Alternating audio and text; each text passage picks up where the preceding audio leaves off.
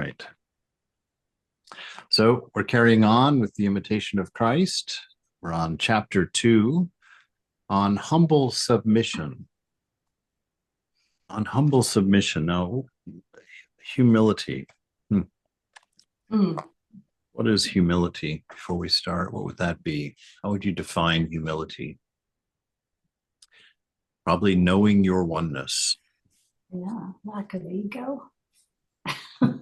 Yeah, exactly. A broken ego, a lack of ego would be lack of division. So it would be the same approach. The idea of oneness, the humility is to know your oneness with all things, so that there'd be no. Here comes Stephen. So there would be no conflict. There would be no difference. We would see ourselves. Hello, Stephen. Hello. Good to see you. So we're on page 71, chapter 2, on humble submission. And we're just kind of talking about how real humility means knowing your oneness with all things. So that there's no division, no separation from the whole. Our writer starts off, do not be concerned about who is on your side or who is against you. Just be sure that God is with you. If your conscience is clear, be sure that he will defend you. The malice of others can never harm you as long as he is by your side. It's interesting as you read this, you kind of see the perspective. I always keep that Jnanic perspective in part of my mind and that Bhakti perspective in another part of mind. And when I read these things, if your conscience is clear, be sure that he will defend you. And I always try and think of Jnanic terms, like why would God defend me? And I really think that what something that looks like God defending you is your being in unison with the divine, right? And in your humility, which means you're understanding your oneness, you're coming to know that divinity. And in that, you are directly in touch with that inner power, with the presence of God within. And it's not so much that God is defending you, but that the person who is offending you is actually pushing against the divine, because you're in unison. Your ego is lacking, and so your nature, that divine principle within you are in harmony with that. And so that from a personal God perspective, and I go from the personal God perspective, looks like God defending you. So it's an accurate description. And for the Jnani, just to kind of see the unity there, it's really just being in an alignment with God, and God is undefeatable. God cannot be pushed aside. And so in that unison, in that harmony with the beloved, with the divine, it would appear in the Jnanic terms or in the Bhakti terms that God is defending you. So he says, don't be concerned with other things, so don't get involved with what people in your church or in your group of friends or even on the street. Don't weigh too much in what they say. Don't give too much accord to it, because their opinions will change from day to day. And the things they're basing their opinions on may be just part of their story. There may not be any validity to it. And so don't worry about the perspectives of others outside. So if your conscience is clear, and what is conscience is clear? That's another perspective thing. Your conscience is your true voice. It's the pure voice within you. Oh, here's Lalita. So conscience is your pure voice. Conscience is what you are, what your will is. Hello, Lalita. Hello. So conscience is what is your pure voice. It's your highest will within you, your highest conceived being, self. And so when that is clear, right, which means that you're living in accordance with your highest will, not a will based on egoism. That's beginning to clear, he says. That God will defend you, and the malice of others can never harm you as long as he is by your side. Be silent, right? This is our watchword. Be silent. And this is an internal silence. This is a silence of thought, right? Not to let the mind make its noise and distract you with stories of possibilities about what you are, who you are, and where you are, and what the nature of being is, but rather to be silent, which means to be present in this moment, and in that silence, know the presence of God. In that silence, know who you are and what you are. So be silent and endure for a while, and you will experience the help of God in your need. Yes, that endurance for a while, if you're being silent, can be as short as a split second. It's amazing how much God can slip in between the cracks when your mind is silent for just that much time. He can put an experience through that little crack that will change your life, that will change you fundamentally. He will share a view of reality, and it could be one of any of them, of the great truths, and just give you an understanding of it, a working knowledge, a practical knowledge of what is meant. That's one of my favorite discoveries after 25 years in practice, is just that notion that in silence, in that communion with the beloved, many things that are not apparent to the noisy mind, to the egoistic existence, become plain as day. They reveal themselves. Some of the things that I would be talking about in that is that the fact that time belongs to mind and not to reality. The fact that time, space, and causation are tools of the mind and not inherent in reality. The nature of eternity, understanding that eternity is not a long time, it's outside of time, it's no time. And you become aware that that's part of your own self, because when everything is silent, you experience timelessness. You experience no time, and you experience that bliss, that peace, the peace that passes understanding. That becomes inherently apparent to you. So this silence of the mind, there's a reason Ramana Maharshi taught in silence. The silence, the silence of the mind is not a void. It's not a lack of thought, right? It's the availability of all wisdom that appears spontaneously in its particular in the moment, as is necessary for the moment. So it's not something you have to learn or go and retrieve. It's spontaneously your. Excuse me, God, I'm getting old. I'm going to be one of those weird old men. Making all kinds of noise as I sit there trying to say a sentence. but this inner silence, is a pregnant silence. It's the silence that allows for everything. It's the silence that is inhabited by everything. But it's silence because there is no particular in it. It is the summation of all things at once, which means a perfect balance, a perfect harmony, nothing lacking. And so in that silence, infinity becomes apparent, and you can know whatever needs to be known. Mother just delivers it. God delivers it to you. And that's what he says, and you will experience the help of God in your need. That's right. So through that silence, that the divine spontaneously manifests the wisdom that is necessary for you to traverse the moment perfectly. Those are the words of both Eckhart Tolle and Sri Nisargadatta. If I use those words in the same sentence, those names. No doubt about it, right? So there's no doubt, for God knows when and how to deliver you. That is the pregnant content of silence. God knows how to help you.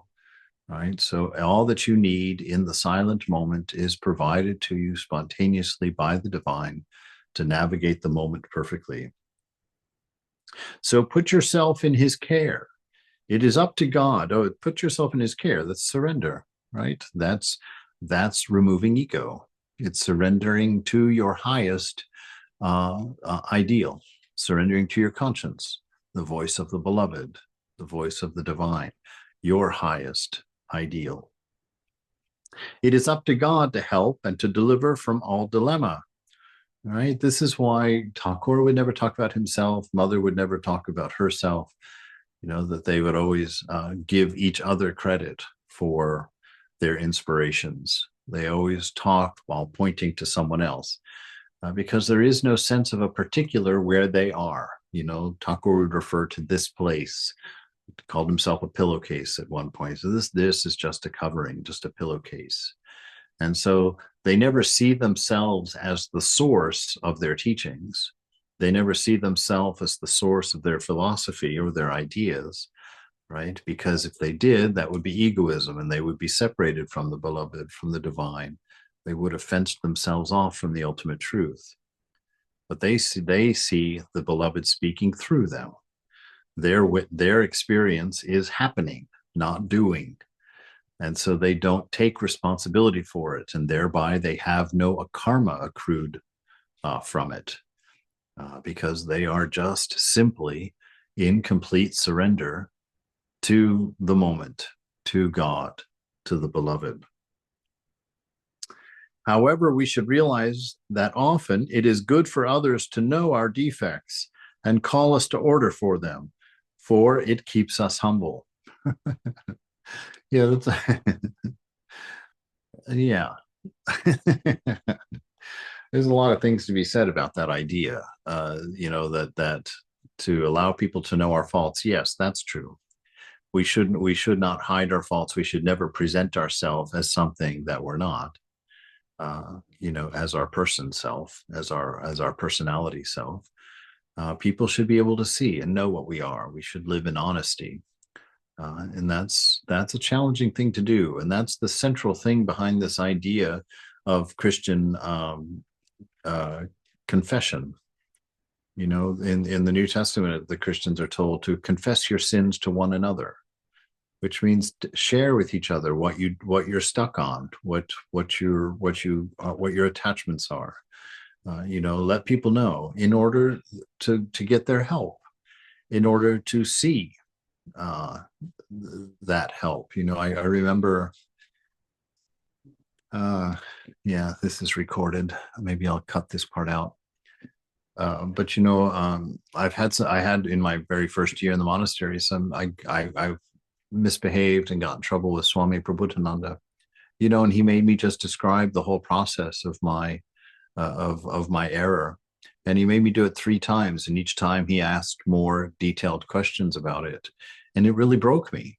It got me. It got me to see myself. It got me to see my mind. And it completely just opened me to him as well. And at the end, I was crying pretty hard and he yelled at me, right? And I thought at first I thought he was yelling at me for my fault, for my mistake. But what he yelled was, "You are a child of the mother. Your honesty has saved you today. Go to the shrine." That's all he said to me. And so he was concerned because after my confession, after my sharing my fault with him, that I was still lamenting it, still crying about it. And he was saying, "You are a child of the mother," meaning have faith, stand up, know that you're free of this now. And then he tells me why. Your honesty has saved you today, right? Because you don't repeat the things that come into the light of awareness. You don't stay susceptible to the weakness that you're willing to place in the light of your awareness.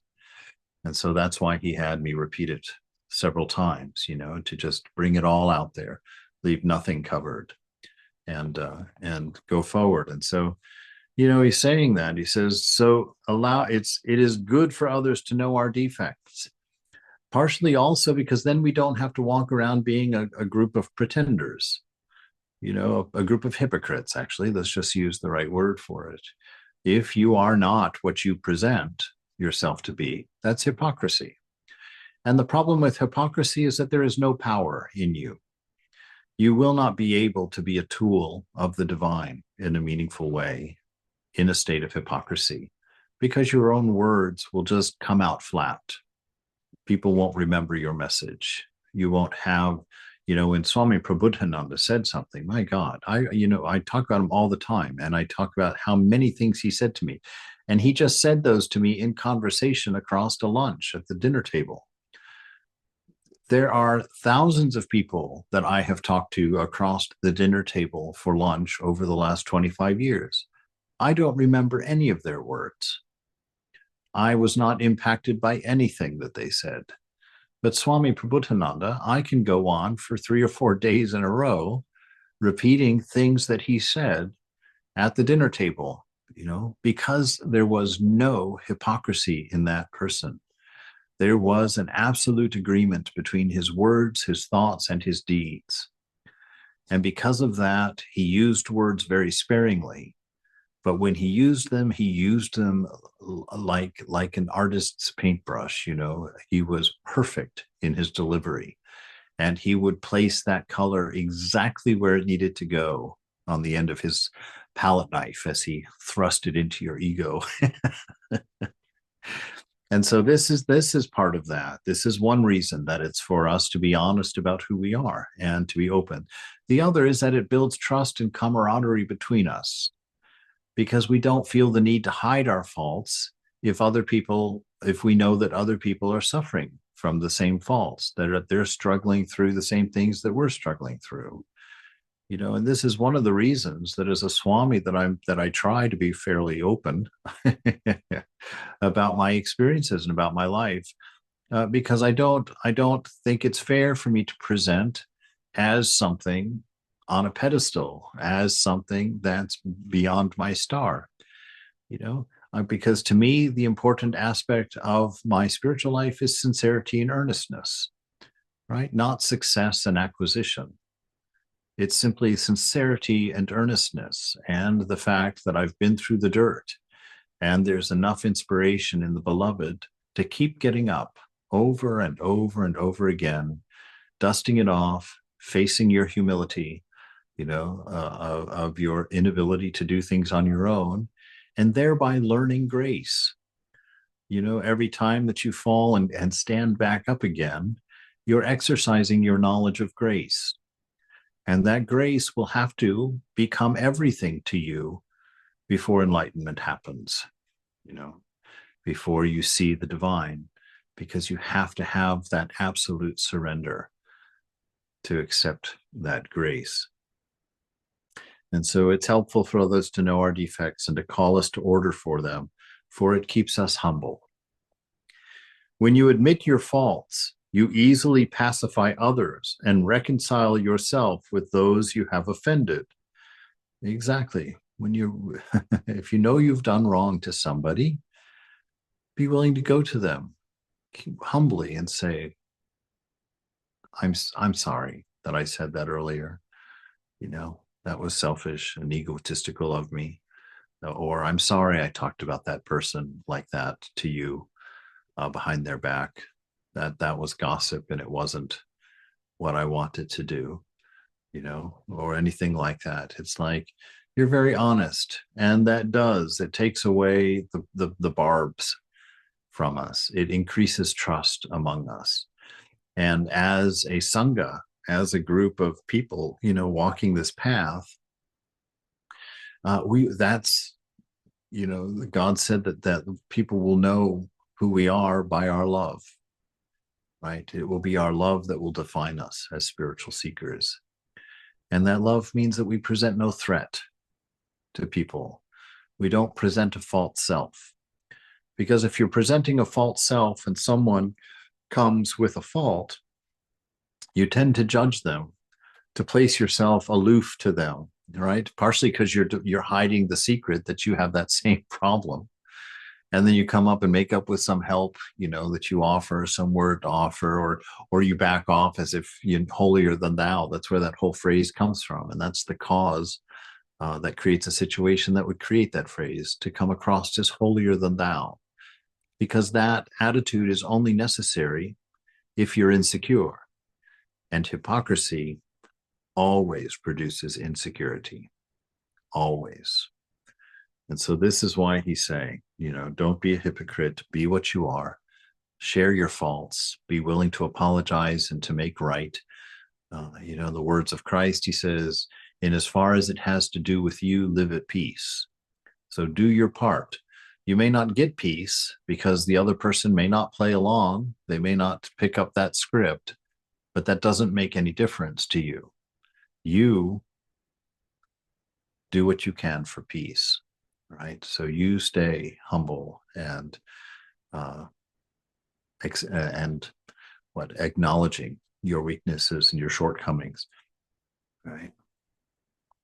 God never refuses the humble. Rather, he delivers and comforts them and fills them with what? His grace. You see, so this practice of honesty, this practice of sincerity, this practice of earnestness, this practice of being straightforward and transparent and open, because you're not concerned with what people think about you, and if you are concerned about what people think of you, it's a marvelous, marvelous practice to tear that down, to really just lay out yourself in front of people and just absolutely humiliate yourself in truth. That's a wonderful, wonderful antidote to egoism. So he delivers and comforts them. Indeed, I tell you, that day after I told Swami, confessed my situation to Swami, and he yelled at me and then told me, today your honesty has saved you, go to the shrine. I went to that shrine, and I didn't sit in that shrine and mull and get, sad and mealy-mouthed about what I had done. I knew and felt all the way through that I was released, and that I was now trying again, going forward. And so when I went to that shrine, I went and I had a beautiful meditation, just thinking about Mother's grace, just thinking how Mother has come so far down to save me, to touch me, to teach me, that she came all the way into the dregs of the world. She came all the way to the basement, and grabbed me by the ear and pulled me up the stairs. And so this is what Mother wants to show us, that it's not how we present, it's not what we will look like, it's what we are. And what we are to the Mother is that divine image, that divine symbol of love within, that divine principle. He delivers and comforts them and fills them with his grace. He also opens to them the secrets of his heart and draws them to himself, right? That there's nothing between you and God when the conscience is clear.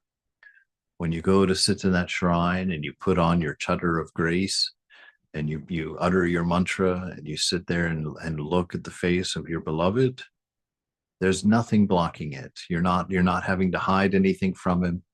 You're not having to pretend anything from him. You're not having to regret anything in front of that purity. You sit there and accept it, and the more that you know grace, the freer you are. And through that freedom, then the self really begins to manifest, really begins to shine through you, raising them to the heights of glory because of their humility, right? Mother can use you. If you're not seeing yourself as the doer and taking credit for everything and trying to build up a great name and a great reputation and a great opinion amongst others, Mother can use you and she can do great things through you. But if you are building up your ego and if you are keeping track of your greatness and worried about your performance, then Mother can't use you, because she knows that if she gives too much success through you, that she'll lose you.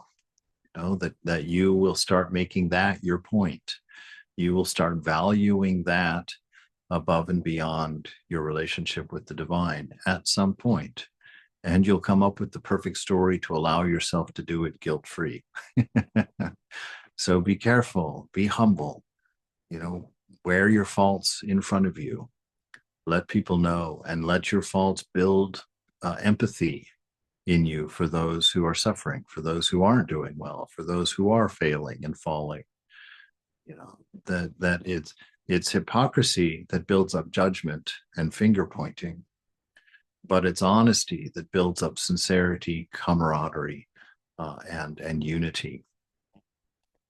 Humble people are always at peace, right? Because there is no opposition to things. So this idea, this practice of non-resistance is in fact a practice of humility.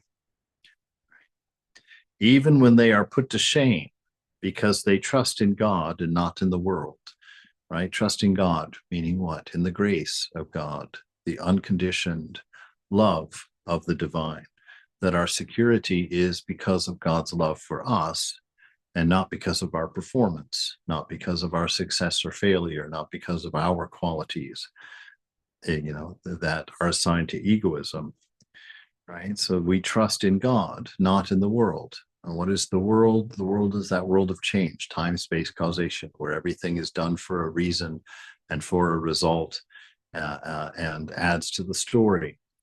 That we don't live in that way, that we live in a spontaneous response to grace, a spontaneous response to an ever-present, unconditioned love in the face of an ever-changing, unrepeating world.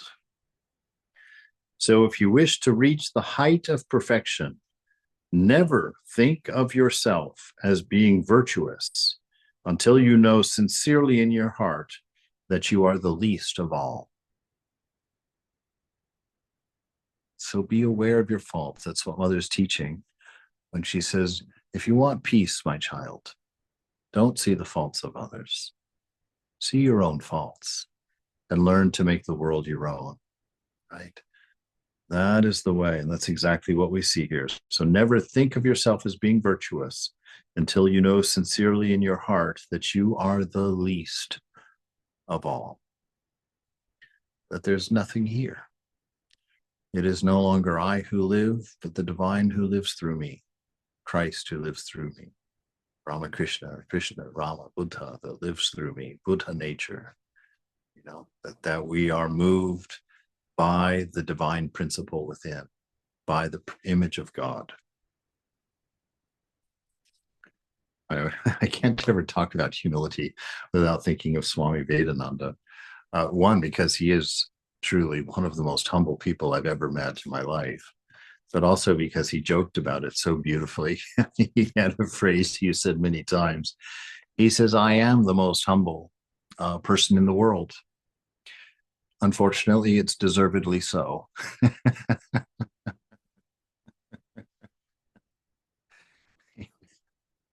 It was beautiful. Because you could see he meant it, just even in the way he said it. He would just be right on his face there, and he'd just be looking at you with those, sweet eyes and his old-fashioned glasses, his 1950s persona. Unfortunately, it's deservedly so. All right, chapter 3, the peaceful person.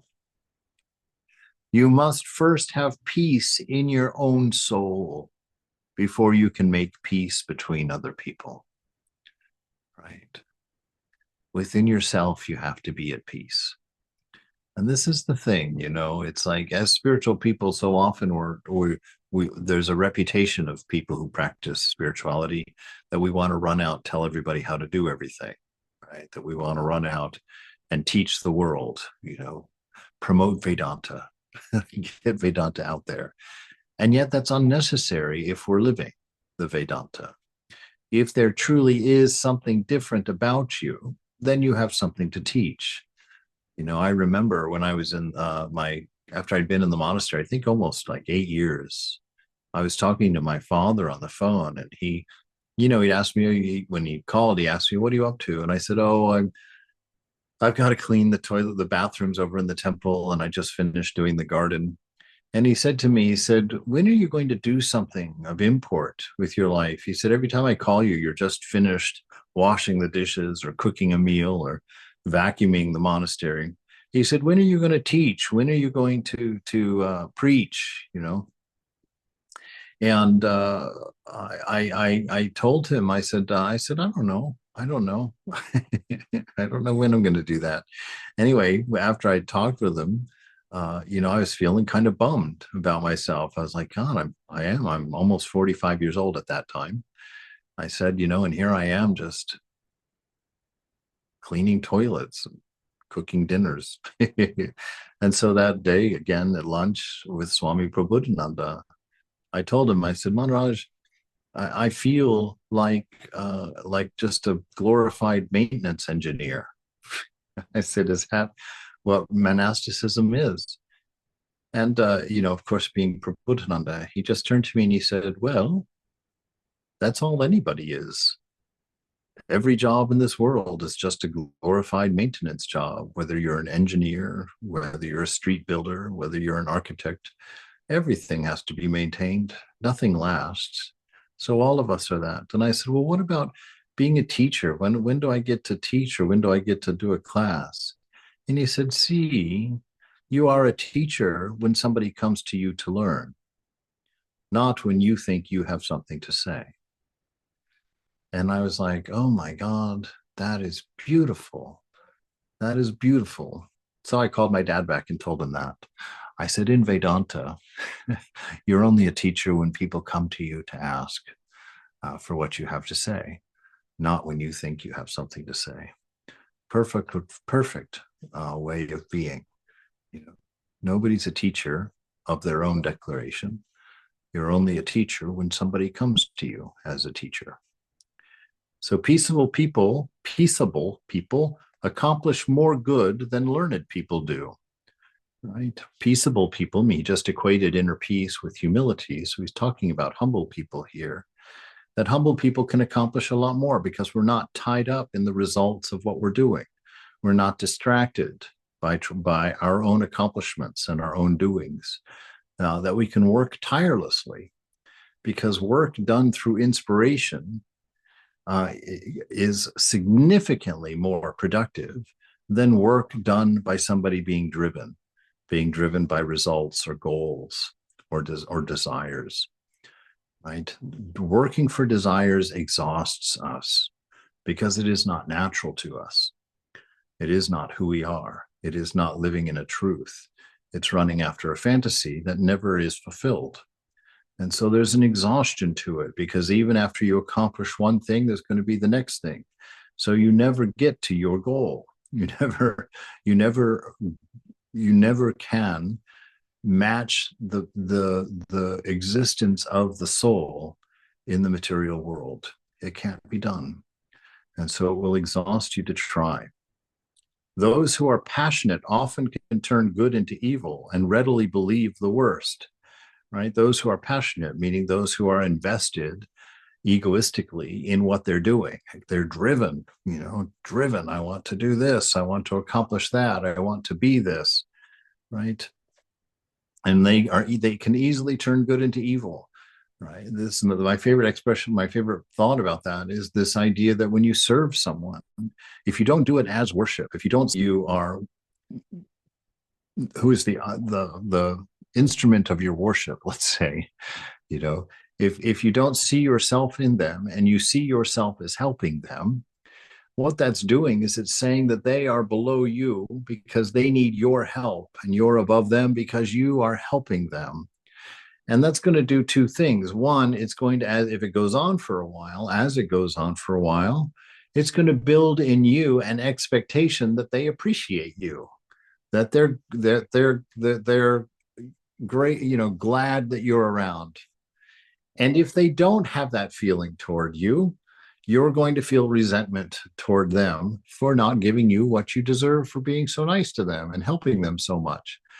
And within them, resentment's going to grow from the beginning because they're always the one under your presumed helping, right?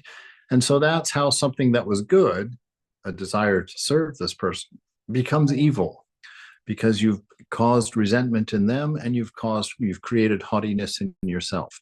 And so when you are for goals, when you're not seeing yourself in all and working through an inspiration, then, as Sri Nisargadatta says, that you don't see a sufferer when you look at somebody in need, you suffer because you know that is you in need.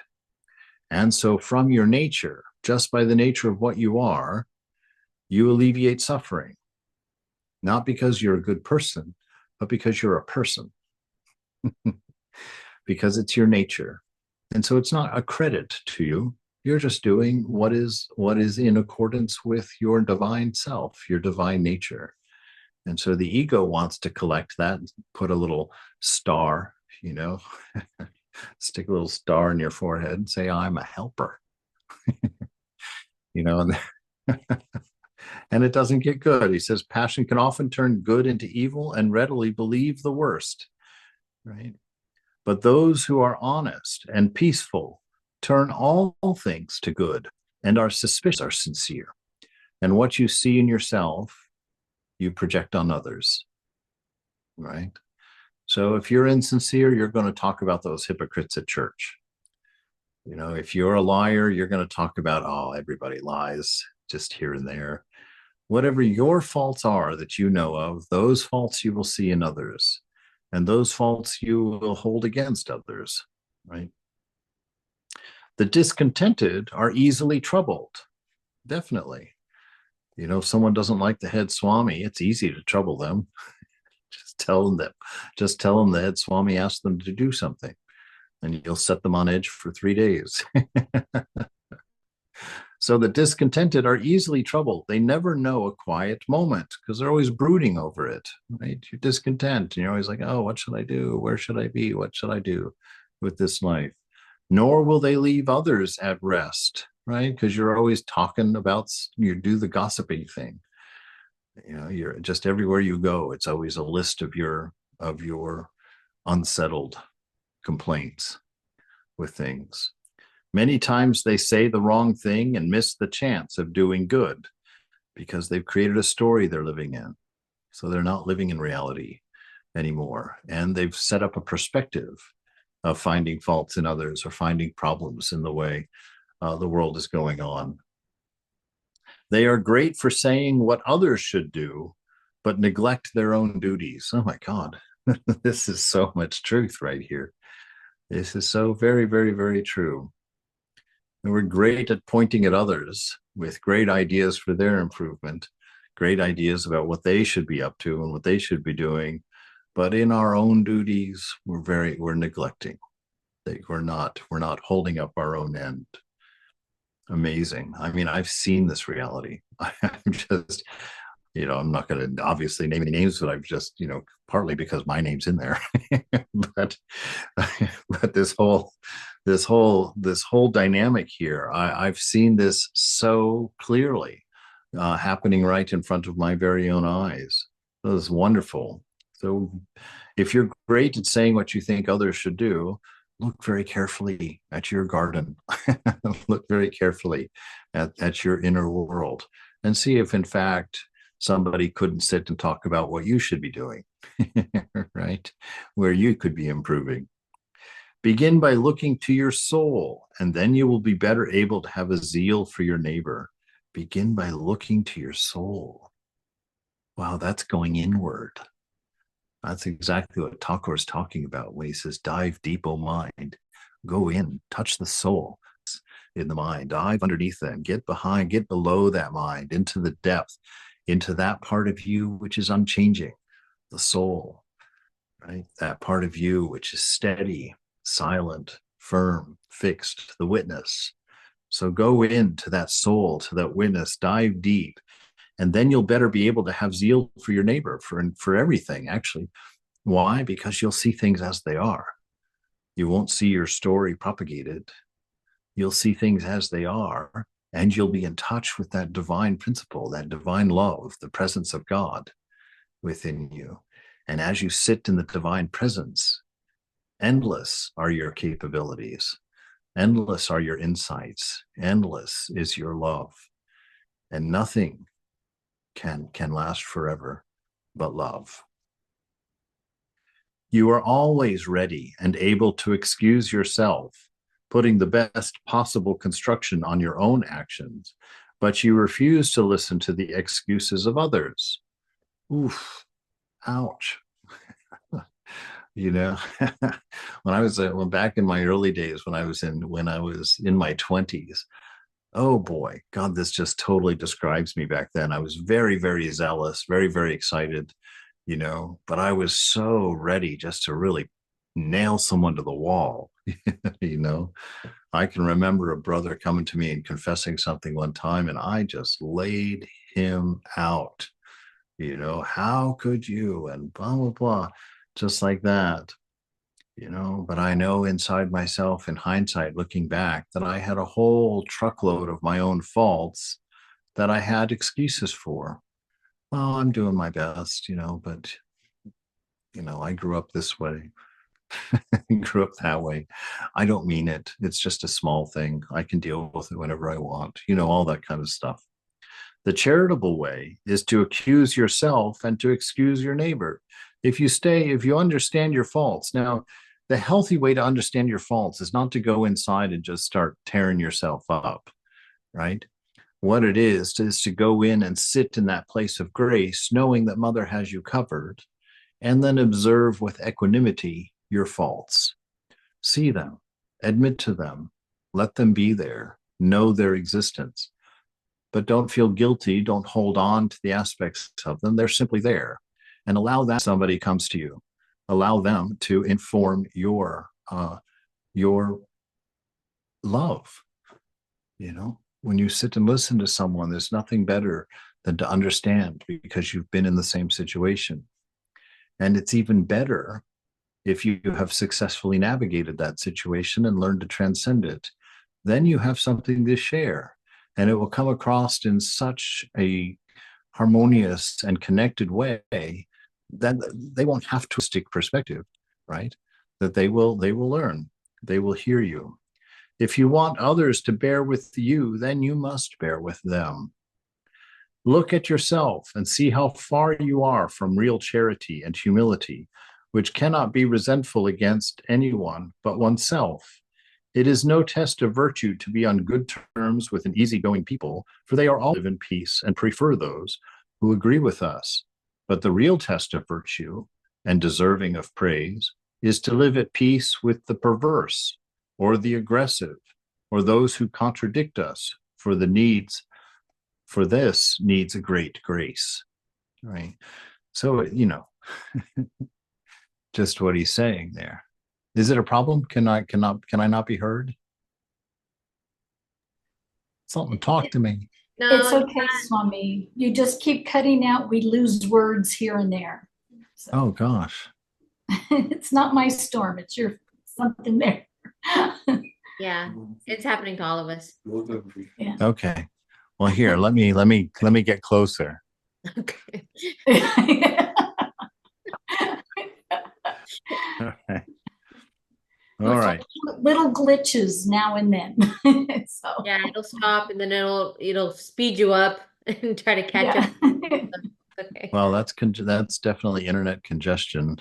I don't know where it is anyway. No worries. We were just trying to figure out if it was us or you or if it's just happening to one of us. We're like, is it me? Yeah, I thought it was.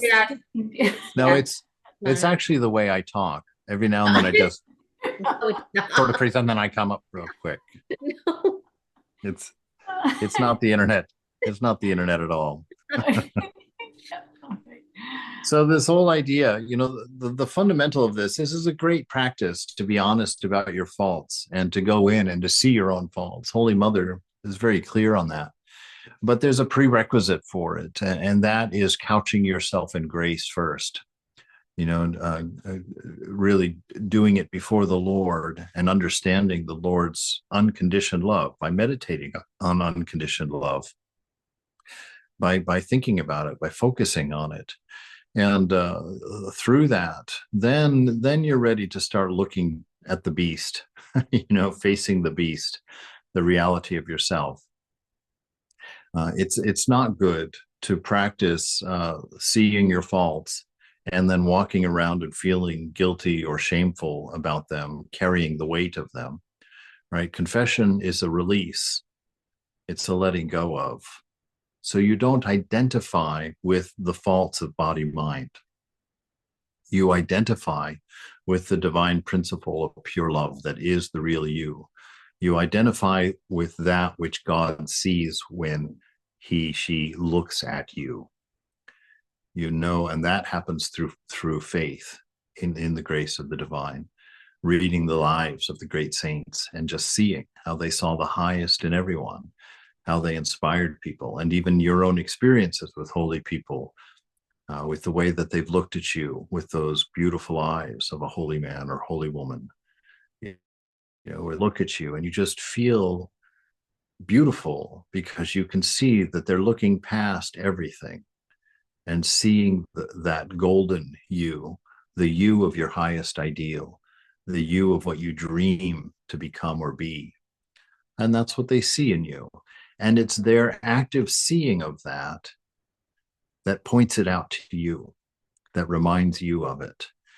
And so when you're in the presence of a holy person, you always walk away inspired to go, to reach, to fly.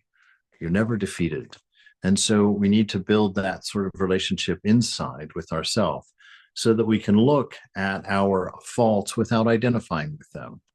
And that's why I always talk about that practice of putting your mind or your body or the situation into your hand, metaphorically, and to sit there next to the beloved or in the divine presence, and the two of you look together at the condition of the mind or at the condition of the body or at the condition of the problem that you're discussing.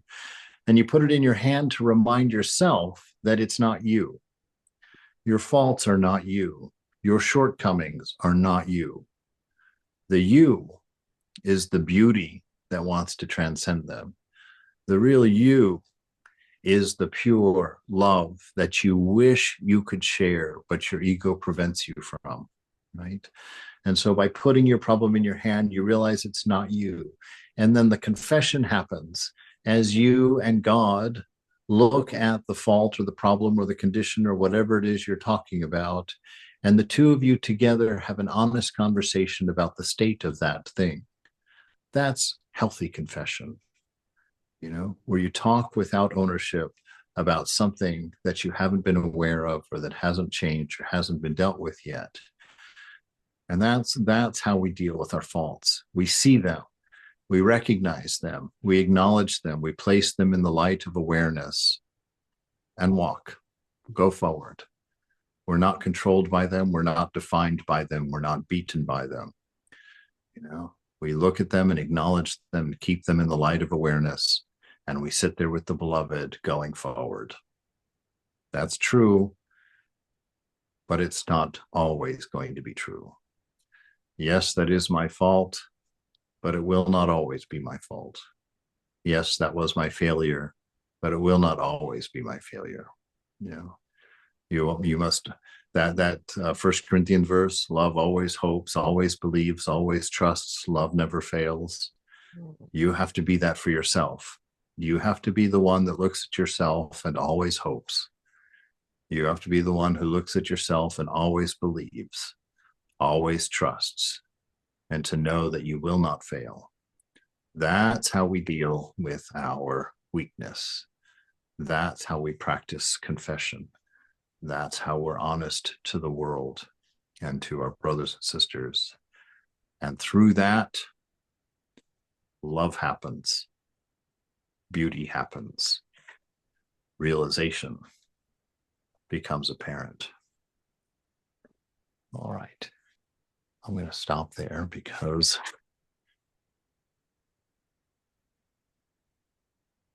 actually I don't really have a reason.